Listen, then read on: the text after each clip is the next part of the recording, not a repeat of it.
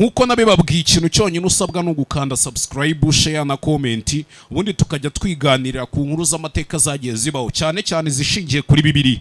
Iyi YouTube channel murabizi yuko ari ishingiyeho. Sasa uyu munsi ikintu tugiye kwiganirira, tugiye kuganira ku buriganya bw'umugabo wigeze uba witwaga Labani wariganyije Yakobo kugera ubwo Yakobo yamukoreye imyaka 20. Uwo mugabo nta n'urupfusha muhemba, kandi Yakobo we yarageneye gukora imyaka 7 yonyine.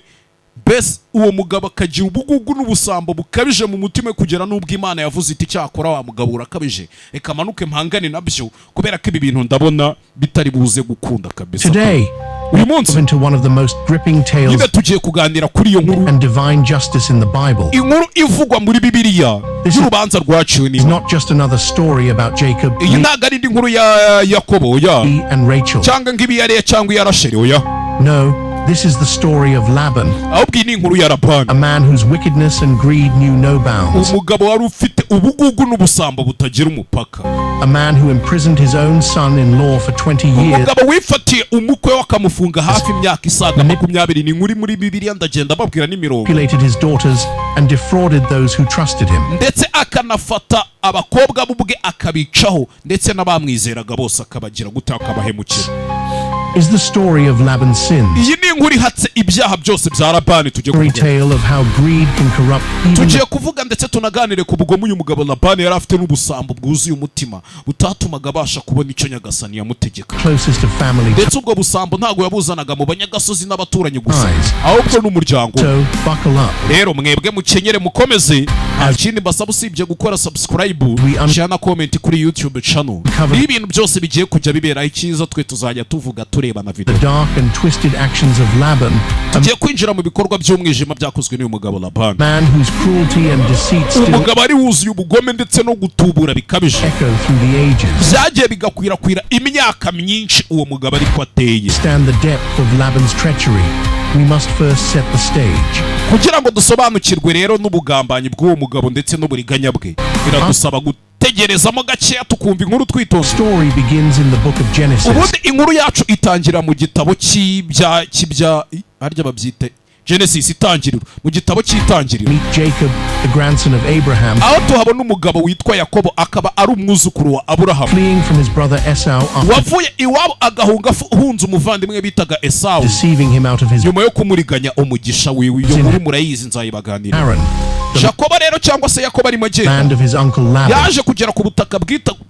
bwitwaga Harani. ubwo butaka bwari butuyeho ise wabo bitwaga Labani. At first, Laban appears welcoming, bwa mbere bigitangira cyagera Labani yamwakiriye nk'umushyitsi, even generous, ubona mwakira neza, mufitiye ubuntu, but beneath the surface, ariko muri w'indani, beneath the surface, muri w'indani, Laban is a master manipulator, Labani yari umugabo w'umutubuzi ndetse urenze abandi bose, and who sees relationships as transactions umugabo wabonaga umubano n'abandi akawubonamo ubucuruzi, and family as a means to an end. ndetse umuryango we nta kintu wari usobanuye cyane. Falls in love with Laban's younger daughter, rero Yakobo yaje gukora ikosa za gukundana n'umwana wa Labani mutoya w'umukobwa Rachel, witwaga Rasheli, and agrees to work for Laban for 7 years. yemerera Labani ko azamukorera imyaka 7 nk'ingurane cyangwa inkwano, kugira ngo Labani azamushyingire uwo mwana we w'umukobwa witwaga Rasheli. Marriage, but on the wedding night, ariko ijoro ry'ubukwe rigeze nyuma y'imyaka 7 yakoze, Laban deceives Jacob by Labani yamuhinduriye umugore yagombaga guhereza Yakobo, substituting his older daughter aramuhindurira ari kumuha umutoya amuhereza umukuru in yitaga Leah, Rachel's place.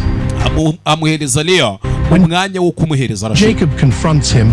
Laban hanyuma Yakobo nibwo yagiye kubonana na Labani, amugeze imbere aramubwira ati, replies, "It is umva amagambo not our custom here to give the younger daughter in marriage yaramubwiye ati ntago bikunda twebwe mu muryango wacu ndetse n'inaha hose ko twashyingira umukobwa mutoya umukuru agihari." 29, ibyo byanditse mu itangiriro 26. 29-26. kamapa nzajya mpabasomera, ubundi nibwo tuzajya tugendana neza 5 kuri 5. mu itangiriro 29-26 aravuga ngo, then demands nuko Labani aramusubiza ati, iwacu ntibagenza batyo gushyingira umutoya basize umukuru. ibyo byanditse mu itangiriro 29-26. 7 years of labor for hanyuma aramubwira ati, kugira ngo rero na Rasheli azaba uwawe, urankorera indi myaka 7. ariko nta yandi mahitamo Yakobo yari asigaranye, yarabyemeye Laban's arabikora. deception doesn't end there. ikibabaje ntabwo byarangiriye aho ngaho rero. Years nyuma y'imyaka 20 yose, mu myaka 20 Yakobo yirwa akorera agobokera uyu mugabo bitaga Labani. Jacob works tirelessly for Laban, yakoraga ubutaruka tending his flocks and building his amwubakira, amuhingira amatungo ye hirya no hino. wealth. Yet Laban refuses to pay Jacob a fair ariko Labani yanze kwishyura Yakobo ngo amuhereze abakobwa be yari yarakoreye cyangwa se abageni be yari yarakoreye imyaka ibaye 20, wage. yanga kumwishyura. Laban changes Jacob's wages ndetse hari naho muri Bibiliya havuga yuko Labani 10 yagiye amuriganya bikarinda bigera ku nshuro 10 zose. byanditswe mu Itangiriro 31:7. ubwo abantu mutajya musoma Bibiliya nzajya mpabasomera kugira ngo munabyumve. muzi ukuntu mu Itangiriro 31:7 handitse, haranditse ngo kandi so yagiye andiganya ahindura ibihembo byanjye inshuro 10, ariko Imana ntiyamukundiye kugira icyo antwara. byanditse mu Itangiriro 31:7. 7. Each time finding a new way to cheat him out of ubundi buri gihe cyose uyu mugabo Labani yashakaga uburyo aza kuriganyamo Yakobo ntamuhereza ibyo yavunikiye. greed knows no bounds. He even Labani ubusambo bwe nta mupaka bwagiraga, demands payment for any animals stolen from his ndetse yageze n'aho abwira Yakobo tuzajya unyishyura buri tungo ryanjye ribuze. bear the loss himself. aramubwira ati igihombo kizajya kiza uzajya ukibyimba wowe unyishyure. Justice murumva ko karengane works yagize. through scorching heat and freezing night. Yakobo yarabyemeye, akora amanywa nijoro, agakora ku izuba ry'amanywa, agakora no mu mbeho Treats nijoro, him like a slave. ariko bikarangira n'ubundi Labani amufashe nk'aho ari umucakara. Begin to grumble, abana ba Labani batangiye kugenda bakwirakwiza utugambo n'abahungu biwe, accusing Jacob of bavuga bati ubukungu bwa data nibwo bukijije Yakobo, Yakobo akize kubera ubutunzi bwa data. father's wealth. Genesis 31. ibyo byanditse mu Itangiriro 31:1, ariho handitse ngo bukeye Yakobo yumva amagambo y'abahungu ba Labani ko bavugaga bati ibyari ibya data Yakobo yarabimwatse byose, kandi ibyari ibya data nibyo yagize ubutunzi afite bwose. niho yakuye ubutunzi afite bwose. 1.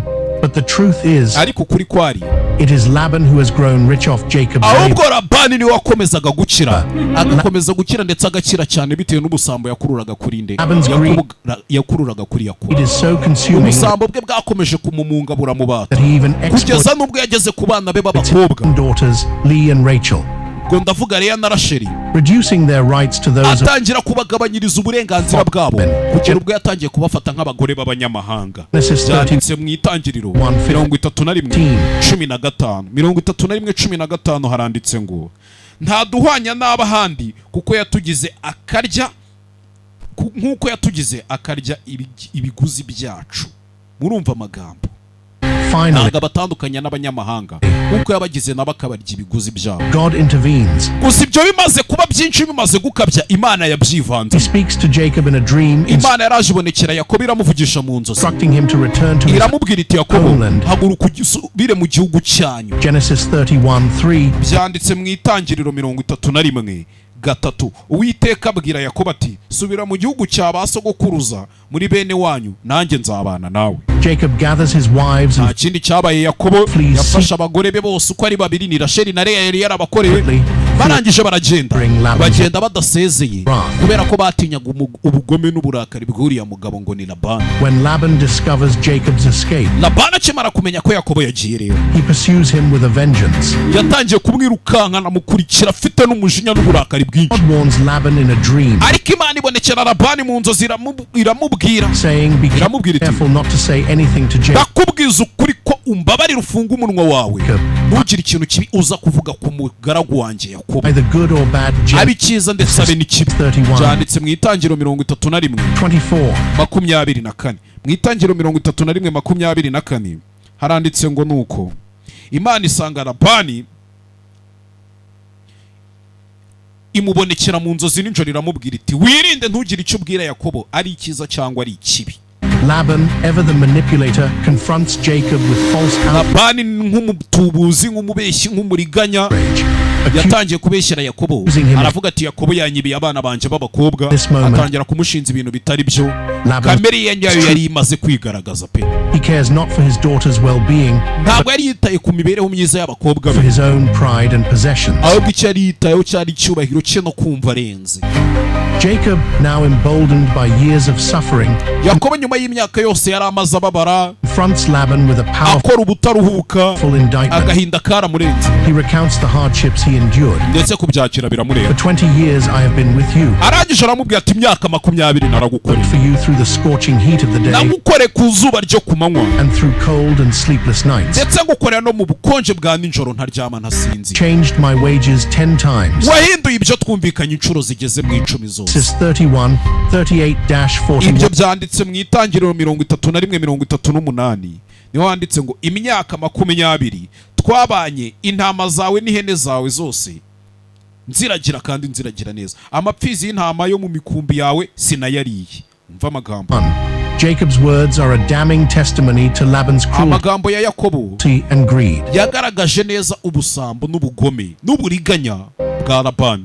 Realizing he has been outmaneuvered. Aha nibwo rero Labani yabonye ko ibintu byamurenze abona ko Yakobo bitari buze gukunda. Even in this moment, ariko bigeze no muri aka kanya Labani nk'umuntu Laban's words are laced umufezi nk'umuntu w'umuriganya w'umwambuzi with manipulation. yatangiye kuvuga utugambo utamenya ibyatwo. He warns Jacob not to mistreat his daughters. arangije abwira Yakobo ati basi ntuzamfatira abana banje He nabi himself had not already done nkaho it. ubwo atari yarabyikoreye yarabafashe nabi. Story is a stark reminder of the iyi nkuru ya Labani rero destructive power of greed. iratwereka neza ko ubusambo n'uburiganya His actions fractured his family ni ikintu cya mbere cyangiza imiryango and hirya no the hino legacy of mistrust and ndetse cyasigaye mu mateka pain. bigaragaza nk'uburiganya ndetse ko nta muntu wo kwizerwa kabone naho yaba ari uwo mu muryango wawe. Through it all, gusa muri byose God remained faithful to Jacob. Imana yagumye hafi na No Yakobo amount of human deceit can thwart his plans. ndetse yamweretse ko imipangu ye yose nta na kimwe cya kwanga igihe cyose yaba agumanye n'Imana. Life serves as a warning to us hanyuma urugero twakura kuri Labani all.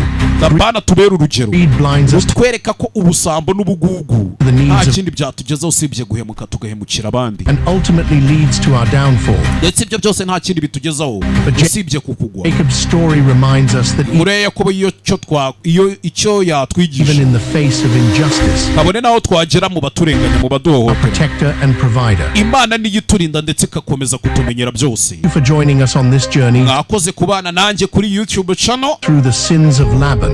If this video ndimo mbabwira ibyaha byose bya Labani resonated niyo mpamvu ndi kubabwira ngo with you, don't forget to like, share, utaza kwibagirwa gukora share ugakanda like subscribe for more deep dives. subscribe share comment kugira ngo njye mbabwira n'izindi nkuru ndetse nzibabwire nzibereka. iyi YouTube channel niyo bijya biberaho buri munsi n'ibintu byose bibera. We nta kintu usabwa usibye gukora subscribe.